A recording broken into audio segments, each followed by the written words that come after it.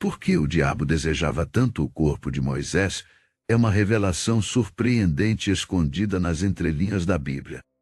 Por que o grande adversário de Deus, o diabo, tinha tanto interesse no corpo de um dos maiores profetas de todos os tempos? A Carta de Judas, um dos livros mais curtos do Novo Testamento, traz à tona um evento intrigante, a disputa entre o arcanjo Miguel e o diabo pelo corpo de Moisés. Em Judas capítulo 1, versículo 9, a breve menção da disputa. Mas quando Miguel, o arcanjo, discutia com ele sobre o corpo de Moisés, não ousou pronunciar juízo de maldição contra ele. Apenas disse: "O Senhor te repreenda." Judas capítulo 1, versículo 9. Este trecho conciso levanta mais questões do que respostas. Precisamos aprofundar.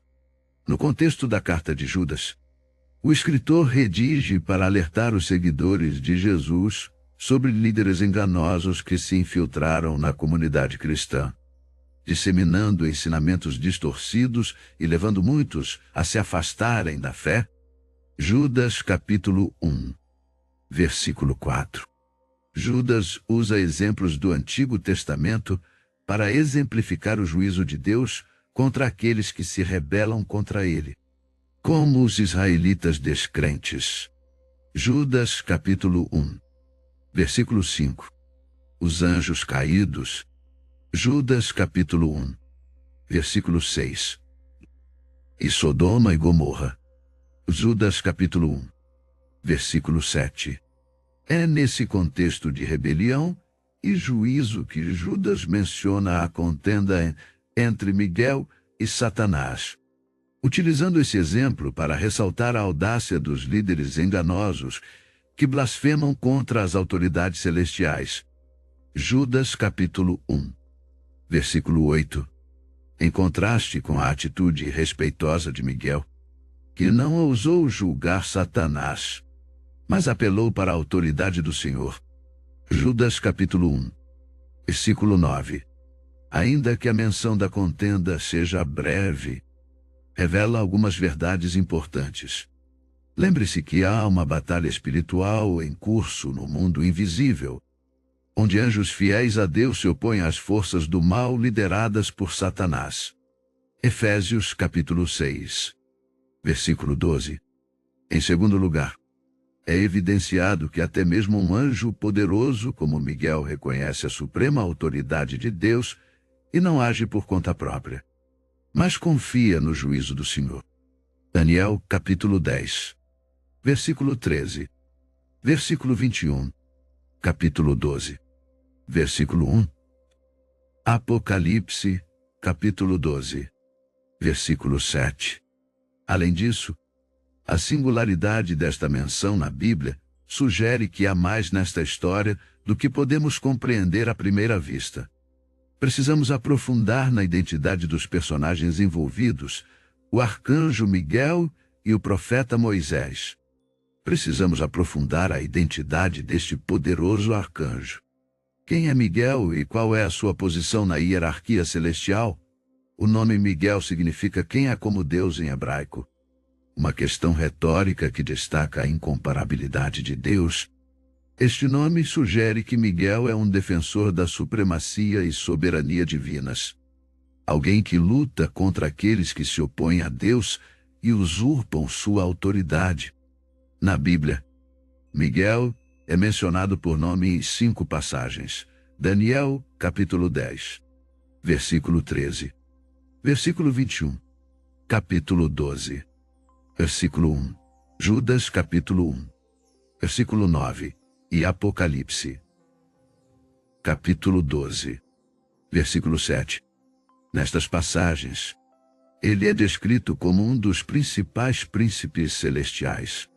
Em Daniel capítulo 10, versículo 13, é chamado de o grande príncipe, além do seu papel como Miguel, o guerreiro celestial.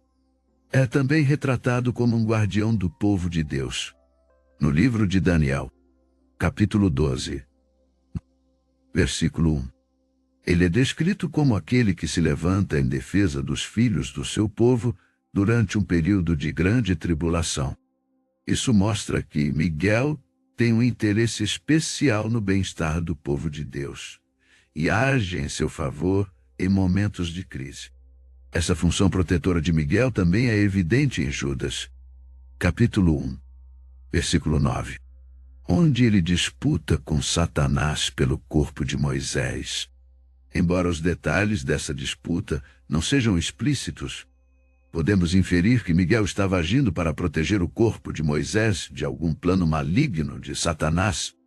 Como veremos mais adiante, o corpo de Moisés tinha um significado especial e Miguel se levantou para defendê-lo das intenções perversas do inimigo.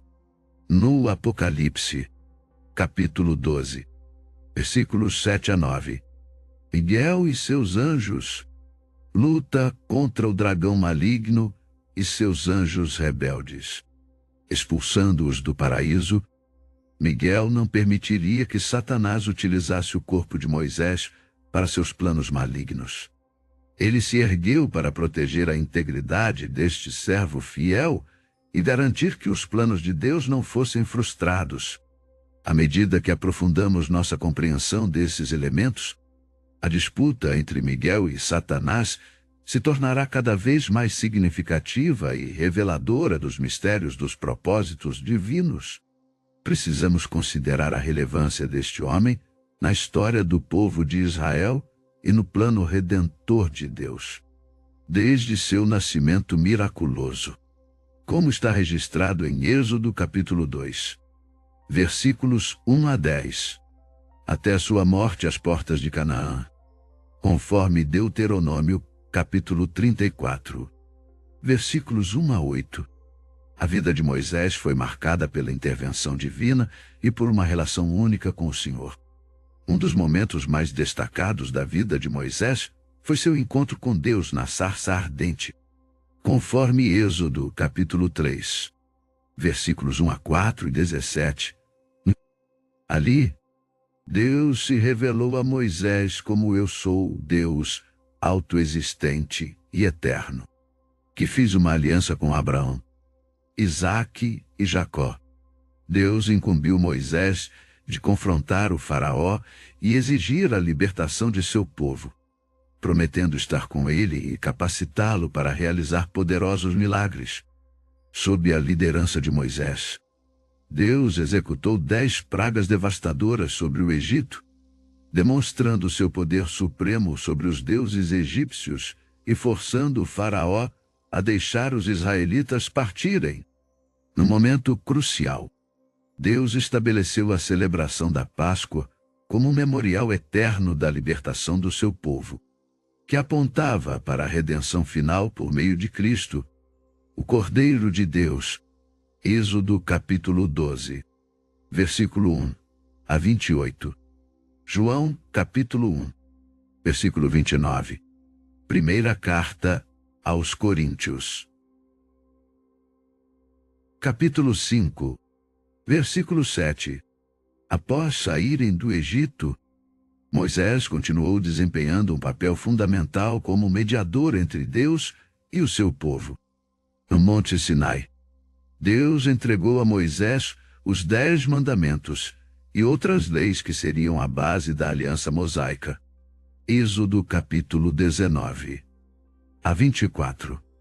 Moisés passou 40 dias na presença de Deus, recebendo instruções detalhadas sobre o tabernáculo, o sacerdócio e os sacrifícios. Êxodo capítulo 25 a 31.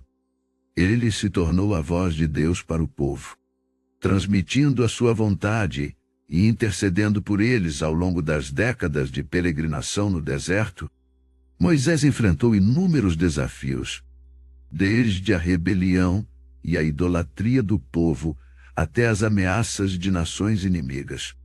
Em cada crise buscava a orientação e provisão de Deus, e o Senhor respondia com misericórdia e poder. Êxodo capítulo 15, versículo 22 a 17. Números capítulo 11. A 14, 21 a 13. Moisés intercedia repetidamente pelo povo quando pecavam, implorando o perdão de Deus e se oferecendo para suportar o juízo no lugar deles. Êxodo, capítulo 32, versículo 30 a 32. Números, capítulo 14, versículo 11 a 19. No final de sua vida, Moisés entregou seu último legado ao povo no livro de Deuteronômio, onde recordou as obras poderosas de Deus. Renovou a aliança e exortou Israel a amar e obedecer ao Senhor de todo o coração. Deuteronômio capítulo 6, versículo 4 a 9, 30, versículo 15 a 20. Moisés também profetizou sobre a vinda de um profeta semelhante a ele, a quem o povo deveria ouvir. Profecia que se cumpriu plenamente em Jesus Cristo. Deuteronômio capítulo 18, versículo 15 a 19. Atos capítulo 3, versículo 22 a 23. Capítulo 7, versículo 37. A morte de Moisés no final. O Monte Nebo foi um momento marcante na história de Israel. Deuteronômio capítulo 34, versículo 1 a 8. Mesmo não tendo entrado na terra prometida, devido a um ato de desobediência. Números capítulo 20, versículo 7 a 12. Deus o honrou, permitindo que visse a terra de longe. O Senhor mesmo sepultou Moisés em um local desconhecido, marcando o fim de uma era e a transição de liderança para Josué. O legado de Moisés como libertador, legislador e profeta deixou uma marca indelével na história de Israel e na fé judaico-cristã. Ele é mencionado com reverência ao longo das Escrituras. Josué, capítulo 1, versículo 1 a 9. Primeira carta de Crônicas, capítulo 23, versículo 14. Salmo 103, versículo 7. Jeremias capítulo 15, versículo 1. Mateus capítulo 17, versículo 1 a 8. Hebreus capítulo 11, versículo 23 a 29. Sendo visto como precursor de Cristo, o supremo profeta, sacerdote e rei. Eis, capítulo 3, versículo 1 a 6. Apocalipse, capítulo 15, versículo 3. É nesse contexto da importância monumental de Moisés que ele é lembrado, à medida que a disputa pela posse de seu corpo se torna tão relevante quanto um servo leal que desfrutava de uma ligação única com Deus. Moisés era uma figura central nos propósitos redentores do Senhor. Qualquer tentativa de Satanás profanar seu corpo ou usá-lo para fins malignos representaria um ataque direto ao trabalho e à autoridade de Deus. As possíveis intenções de Satanás com o corpo de Moisés, agora que entendemos a importância de Moisés na história de Israel e no plano redentor de Deus, podemos nos dirigir à questão intrigante: o que Satanás pretendia fazer com o corpo de Moisés? Embora a Bíblia não forneça detalhes explícitos, podemos inferir algumas possibilidades, baseando-nos no que sabemos sobre as estratégias e motivações do inimigo. As artimanhas de Satanás ao longo da história têm sido enganar e desviar o povo de Deus da verdadeira adoração e obediência desde o jardim do Éden, quando seduziu Eva para duvidar da palavra de Deus e desobedeceram a Jesus no deserto. Mateus capítulo 4, versículos 1 a 11. Satanás tem buscado distorcer a verdade e levar as pessoas à rebelião contra o Senhor. No caso do corpo de Moisés, é possível que Satanás quisesse utilizá-lo como um meio para enganar e desviar o povo de Israel. Como vimos, Moisés era uma figura reverenciada, um líder que havia guiado a nação para fora da escravidão e mediado a aliança com Deus. Se Satanás conseguisse, de alguma forma, usar o corpo de Moisés para promover falsa adoração, idolatria ou rebelião, poderia minar a fé de Israel e obstruir os propósitos de Deus para o seu povo. Esta estratégia não seria sem precedentes na Bíblia. Após a morte de Gideão, por exemplo, os israelitas usaram o ouro dos despojos da guerra. Havia um engano ao criar um ídolo que se tornou uma armadilha espiritual para eles. Juízes capítulo 8, versículo 22 a 27. Mais tarde, o rei Jeroboão estabeleceu locais de culto idólatra em Dan, usando bezerros de ouro para desviar o povo da verdadeira adoração em Jerusalém. Primeiro livro dos Reis, capítulo 12, versículo 25. A 33. Satanás poderia ter planejado algo semelhante com o corpo de Moisés, criando um objeto de veneração que afastaria o povo de Deus. Outra possibilidade é que Satanás simplesmente quisesse profanar o corpo de Moisés como um ato desafiador à autoridade e santidade de Deus. Como um servo fiel que desfrutava de uma relação íntima com o Senhor, Moisés era um testemunho vivo do poder e da graça de Deus. Profanar seu corpo seria um ataque simbólico à própria obra e caráter de Deus. Uma tentativa de manchar sua reputação e questionar sua capacidade de proteger e honrar aqueles que o servem. Esse desejo de profanação refletiria a natureza rebelde e maligna de Satanás. À beira da terra prometida, se Satanás conseguisse interferir na herança de Moisés ou gerar confusão em relação à sua morte e sepultura, poderia semear dúvidas e desunião entre os israelitas. Enfraquecendo sua fé e compromisso com a aliança, essa estratégia estaria alinhada com os esforços contínuos de Satanás para frustrar os propósitos redentores de Deus.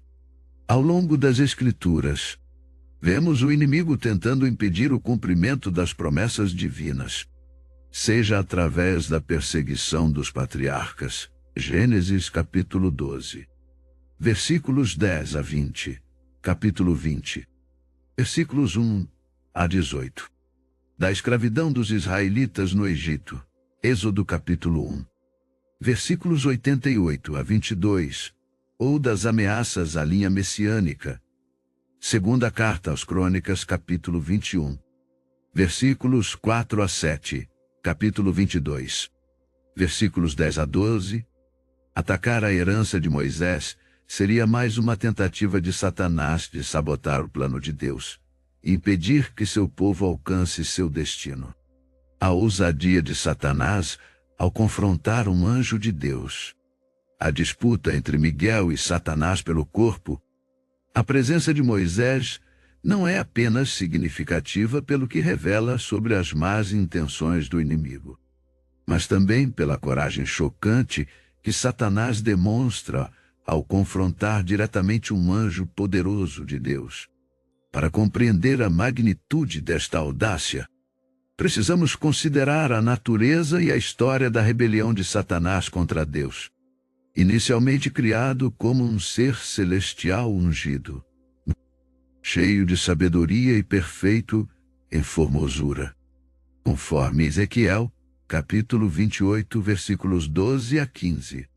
Lúcifer, conhecido como Satanás antes de sua queda, encheu-se de soberba e ambicionou ser semelhante ao Altíssimo, como descrito em Isaías, capítulo 14, versículos 12 a 14. Ele liderou uma rebelião angelical contra Deus, resultando em sua expulsão do céu, juntamente com um terço dos anjos, conforme Apocalipse, capítulo 12, versículos 3 a 4 e 7 a 9. Desde então, Satanás tem estado comprometido em uma campanha incansável contra Deus e seu povo. Sendo descrito como o Deus desta era, como mencionado na segunda carta aos Coríntios, capítulo 4, versículo 4, e como o príncipe do poder do ar. De acordo com Efésios, capítulo 2, no verso 2, o acusador dos irmãos em Apocalipse, capítulo 12, verso 10, tem como meta roubar, matar e destruir. Conforme João, capítulo 10, verso 10, opondo-se à obra de Deus e buscando desviar as pessoas da verdade e da justiça. Neste contexto de rebelião obstinada, a audácia de Satanás ao confrontar Miguel pelo corpo de Moisés torna-se tão impressionante como a de um anjo caído. Satanás está ciente do poder e da autoridade dos anjos fiéis a Deus, sabendo que não tem força para prevalecer contra eles em um confronto direto, como demonstra sua derrota pelas mãos de Miguel e dos exércitos celestiais em Apocalipse capítulo. No entanto, apesar de sua audácia, a derrota de Satanás perante Miguel e os exércitos celestiais evidencia a supremacia e o poder de Deus sobre as forças do mal, revelando a vitória final da luz sobre as trevas.